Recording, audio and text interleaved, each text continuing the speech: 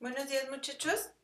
Bueno, una vez que ya vimos cómo actúan las bacterias y cómo secretan estos factores de virulencia o usan estos factores de virulencia para poder llegar y colonizar una célula huésped, pues toca ahora ver, ¿verdad?, qué hace esa célula huésped, si se queda así como si nada, dejando que ese patógeno esté usando sus nutrientes, su espacio y aparte esté creciendo, invadiéndola. Entonces, en esta ocasión toca que veamos qué sucede con el hospedero o con la célula que está siendo infectada por una bacteria. Entonces, el huésped, como lo somos nosotros, los humanos o cualquier mamífero superior, va a responder ante la invasión de un microorganismo patógeno. Y esta defensa la va a hacer a través de lo que llamamos, pues, el sistema inmune. Entonces, en este bloque o en esta unidad, lo que vamos a aprender es cómo el huésped se defiende y cómo lo hace a través del de, sistema inmune. Bueno, entonces, los microorganismos patógenos tienen propiedades especiales por las que logran causar enfermedades. Ya nosotros ya vimos ya en todo el curso, a este nivel ustedes ya deben de entender que las bacterias son células que tienen características propias, que secretan proteínas, que tienen proteínas transmembranales, que actúan como receptores y que eso les permite llegar a una célula blanco, unirse a esa célula blanco y poder entonces colonizarla y crecer. Entonces, no es que la bacteria en sí diga yo quiero causar una enfermedad. No, lo que pasa es que es simplemente un ser vivo que requiere nutrientes para crecer. Entonces, llega y si ve la oportunidad y allá hay nutrientes, ahí se va a desarrollar. Entonces, si estos microorganismos nunca encontraran resistencia por parte del huésped, estaríamos constantemente enfermos.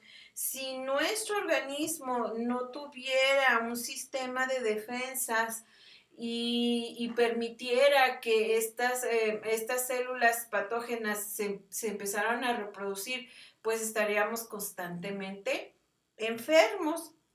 Entonces, las defensas que tiene el huésped están diseñadas para impedir la entrada de microbios en el organismo.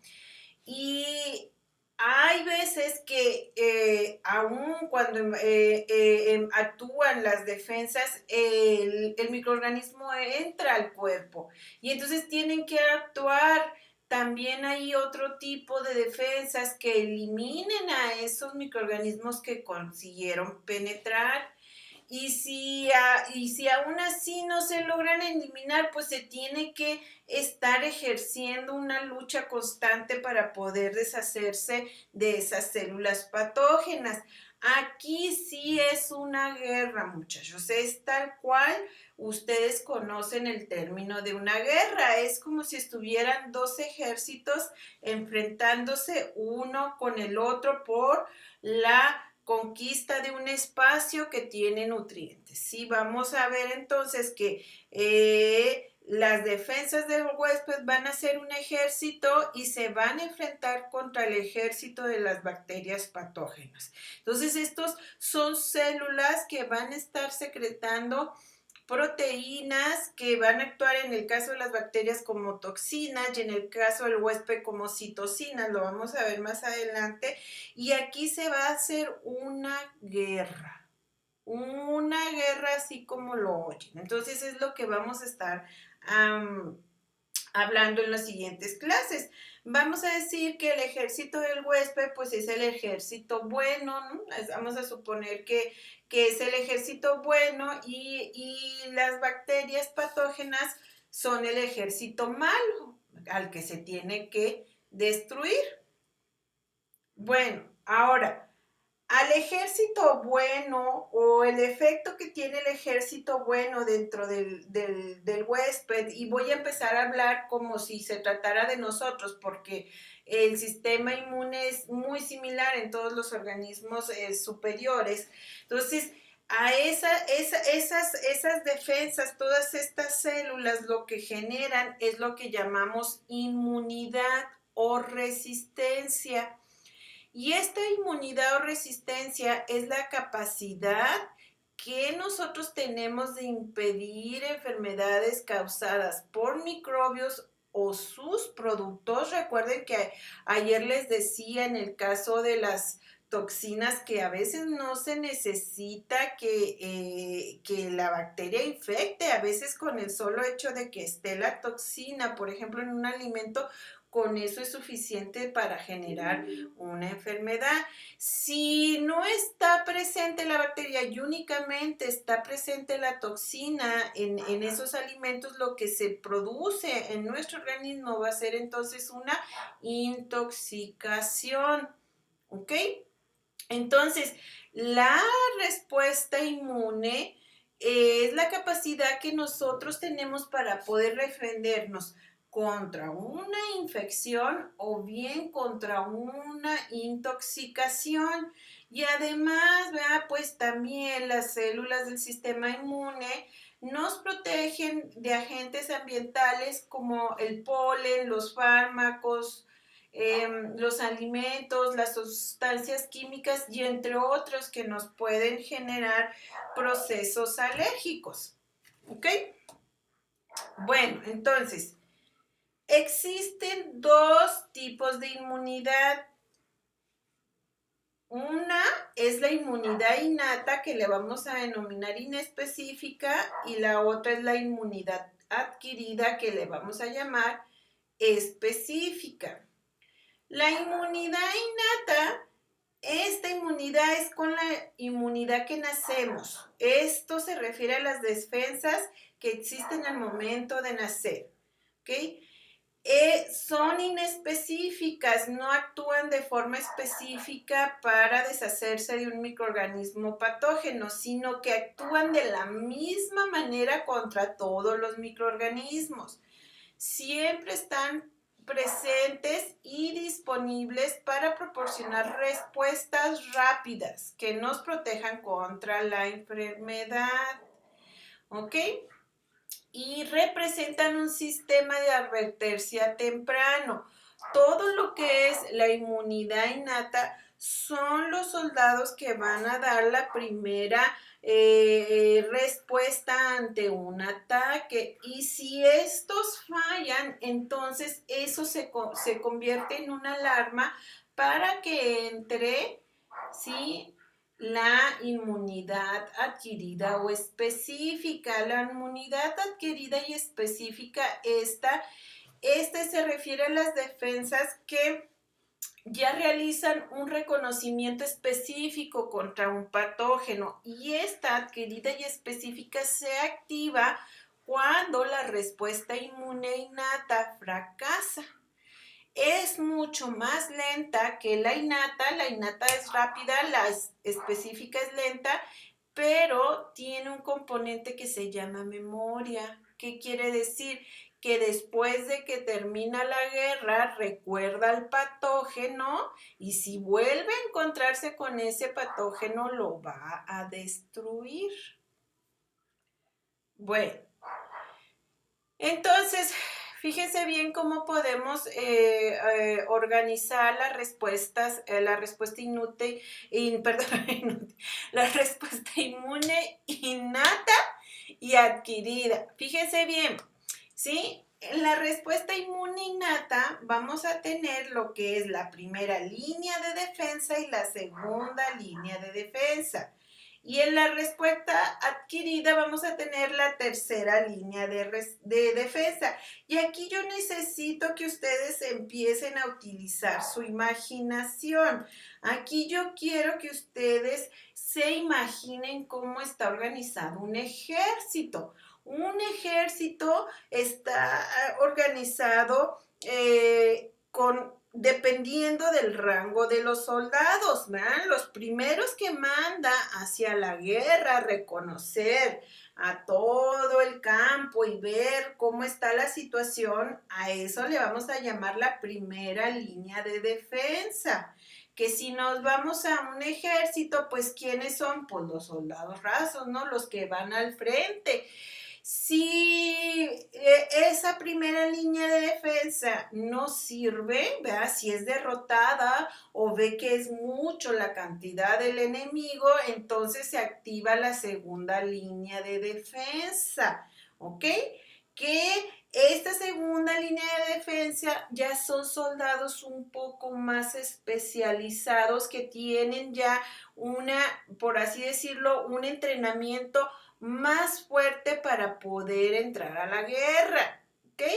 Y si esta segunda línea de defensa fracasa, entonces se activa la tercera línea de defensa, que esta sí es la más especializada. Esta sí es como desatar a Rambo, por así decirlo, ¿ok?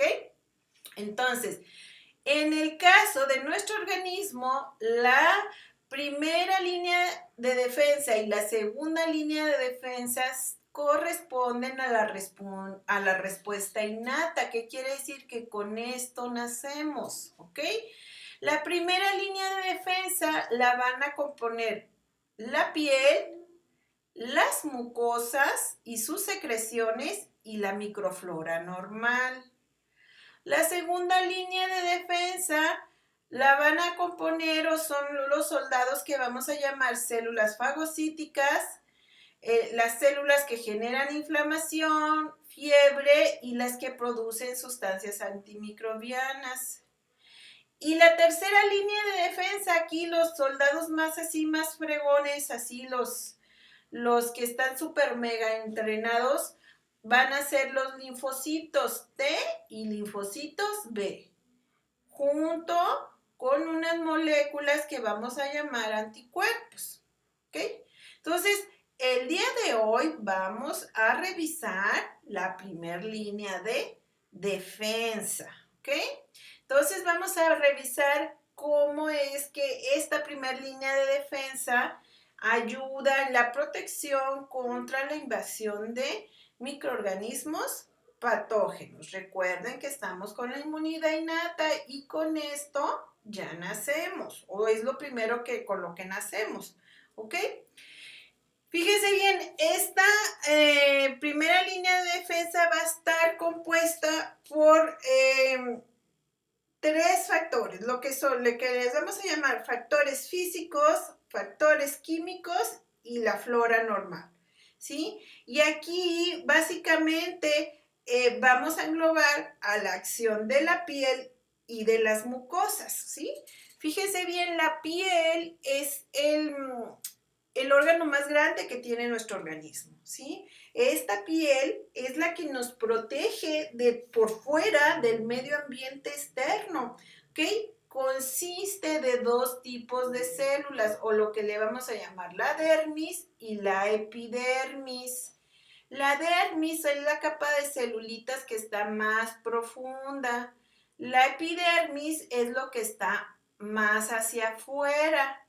Estas celulitas de la epidermis secretan una proteína que se llama queratina, y esa queratina se empieza a acumular sobre la última capa de celulitas de la epidermis, y esa queratina nos protege mucho contra, sobre todo,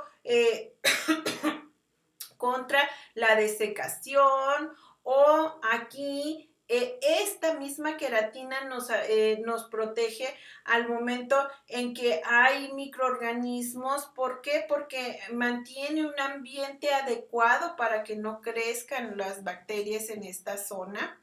Y luego, fíjense bien, todos los días la última capa de la epidermis se descama. Todos los días nosotros tenemos células de la epidermis muertas y se tienen que descamar. Entonces, eso de descamarse es como cuando las víboras cambian de piel, nada más que nosotros no lo vemos porque nuestras celulitas son muy chiquititas, pero igual así nosotros nos descamamos todos los días y eso hace que también se eliminen microorganismos que estuvieron por ahí intentando colonizar, ¿ok? Este, la piel es un ambiente seco, así que son pocas las bacterias que crecen en ella.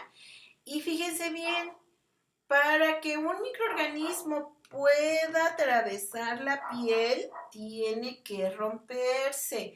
Rara vez una piel sana se va a romper. ¿Cómo se lesiona una piel? Pues a menos que tengamos una herida con un punzante, ¿verdad? Que nos cortemos o que tengamos quemaduras.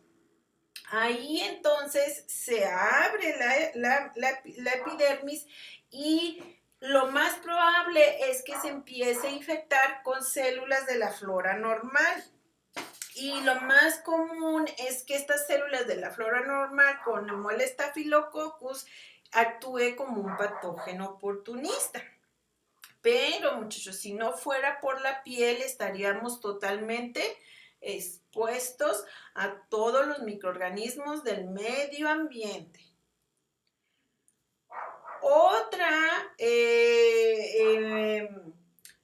Vamos a decir, otro factor físico que nos protege son las mucosas.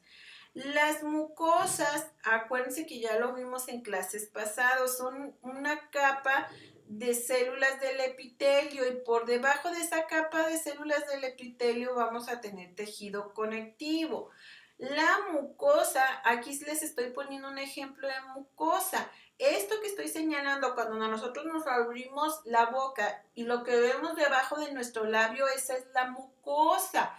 Esa, ¿cómo les diré? Esta mucosa recubre todo lo que es el tubo digestivo, el aparato respiratorio y el aparato geniturinario y secreta lo que llamamos moco, que este moco es lo que hace que las mucosas siempre estén húmedas, impide la desecación.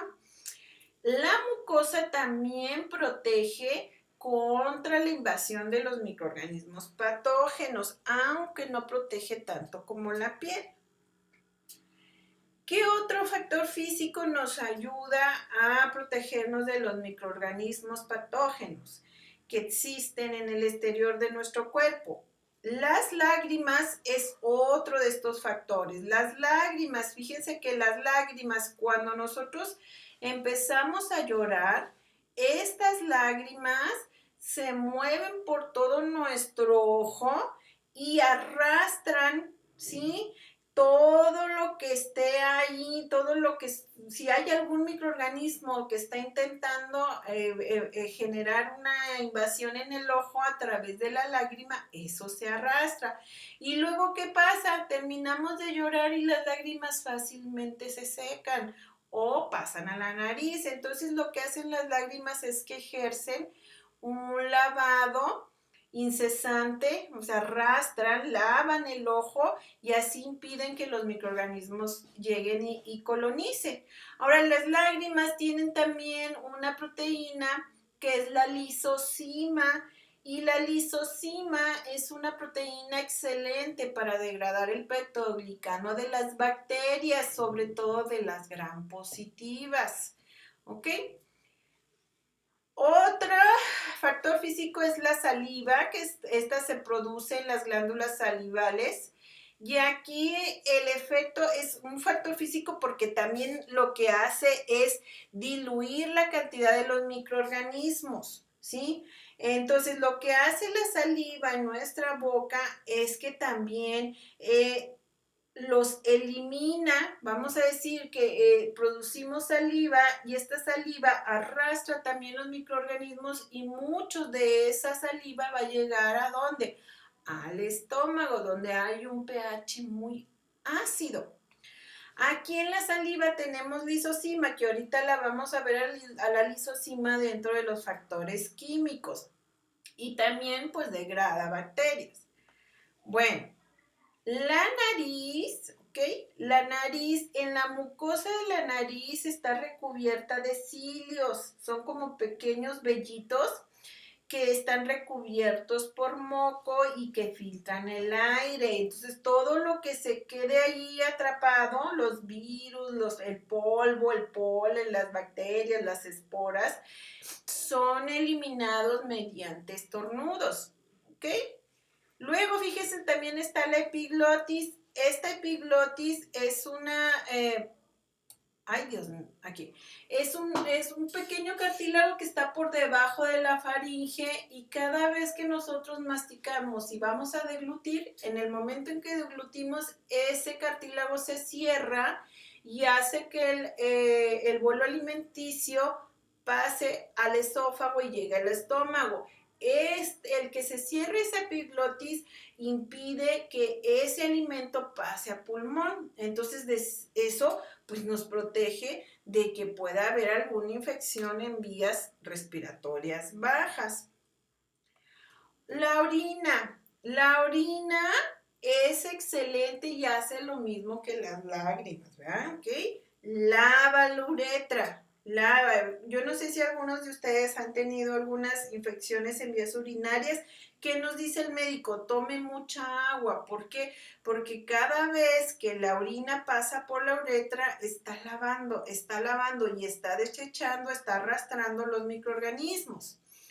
Las secreciones vaginales favorecen también la expulsión de los microorganismos. Y luego, fíjense que otra cosa, la defecación y los vómitos, cuando ya tenemos una intoxicación, por ejemplo, por un alimento que venga lleno de toxinas, luego al empezarnos a sentir mal, ¿qué sucede? Los músculos de nuestro tubo digestivo se contraen y lo que hacemos es que vomitamos o nos da diarrea. Entonces, estos serían los factores físicos. Fíjense que cuando yo hablé de factores físicos, me estuve refiriendo siempre a movimientos, ¿sí? Por ejemplo, movimientos del tubo digestivo para vomitar, la orina que va haciendo un movimiento de lavar, ¿ok? La piel, que con el solo hecho de recubrir, igual que la mucosa, que es un recubrimiento, la saliva los cilios de la nariz, los vellitos estos que al momento en que estornudamos, ¿verdad? Salen los microorganismos hacia afuera, por eso son factores físicos. Ahora, los factores químicos nos vamos a referir a una sustancia química que produzca lo que es la piel o lo que es la mucosa o lo que es cualquier órgano de nuestro organismo y que sirva para eliminar a estos microorganismos antes de que invadan. Por ejemplo, miren, la piel tiene células sebáceas, ¿sí? Que producen sebo. Y este sebo, muchachos, al igual que la queratina, hace una película protectora sobre nuestra piel y debido a que está conformado por ácidos grasos insaturados, eso inhibe el crecimiento de las bacterias y de los hongos. ¿Ok? Si no fuera por el sebito, vea, pues estaríamos llenos de bacterias patógenas. Otra cosa que es algo químico de la piel es que tiene un pH bajo. El pH de nuestra piel es de 3 a 5 y entonces esto impide que crezcan bacterias, sobre todo las que son neutrófilas, ¿no? Que son las patógenas. Luego están las glándulas sudorípidas, que esas producen sudor, ¿verdad? Y con esas transpiramos y además de que nos ayudan a mantener la temperatura corporal, barren a los microorganismos y tiene lisocima. Y esa lisocima, pues ya les dije, lo que hace es que va a degradar la pared celular de las bacterias. Acuérdense que la lisocima también está en las lágrimas y está en la saliva. ¿Ok? En el tracto digestivo, un factor químico va a ser el jugo gástrico. Este jugo gástrico que está en el estómago es una mezcla de ácido clorhídrico, enzimas y moco y genera una acidez muy elevada. En el estómago tenemos un pH de 1.2 a 3. Entonces, este es suficiente para destruir cualquier bacteria y la mayoría de las toxinas bacterianas, salvo el Clostridium botulinum y el estafilococo aureus. Las toxinas de estas dos bacterias no se deshacen en el estómago. Ahora ustedes dirán, bueno, pero si el estómago es tan ácido, ¿por qué nos enfermamos, verdad? ¿Por qué nos da diarrea? Porque al momento en que nosotros comemos, hay ocasiones en que las bacterias van tan escondidas en el alimento que en lo que dura el alimento digiriéndose en el estómago no alcanzó el jugo gástrico a tener contacto con esas bacterias que iban muy escondidas en el bolo alimenticio. Por eso hay que empezar desde masticar adecuadamente para que no batallemos tanto al momento de la digestión. Entonces, si por ejemplo nos fuimos a comer unos taquitos deliciosos, ¿verdad? Y estaban cargados de salmonela y no se logra digerir totalmente esa comida, a lo mejor en el alimento que quedó allí en el estómago quedan por ahí algunas bacterias de salmonela. Cuando eso llega al intestino y entonces en el intestino, si no hay flora normal y hay espacio, esa salmonela va a crecer y eso es lo que nos ocasiona el malestar. Bueno, y hablando de este ejemplo que les acabo de poner, la flora normal es una barrera indispensable para que no nos enfermemos con bacterias patógenas. Aquí lo que hace la flora normal, ya vimos en dónde tenemos flora normal y tenemos flora normal en la piel y en las mucosas. ¿Qué es lo que hace la flora normal? La flora normal va a crecer en simbiosis con nosotros, o sea, va a estar en equilibrio, pero va a estar recubriendo toda la superficie. Entonces, si un microorganismo patógeno viene y quiere invadir, vamos al ejemplo que les ponía ahorita de la salmonela. Si esa salmonela llega al intestino y todo el intestino está recubierto por flora normal, no va a haber un espacio a donde llegue ella a invadir. ¿Por qué? Porque todo va a estar ocupado. Pero si nuestra flora normal es mínima, entonces empieza a haber huecos. Y entonces en esos huecos es donde las bacterias patógenas pueden llegar, invadir, colonizar y reproducirse. Entonces también por eso tenemos que cuidar nuestra flora normal. Bueno, hasta aquí es la clase del día de hoy. Que tengan un excelente día.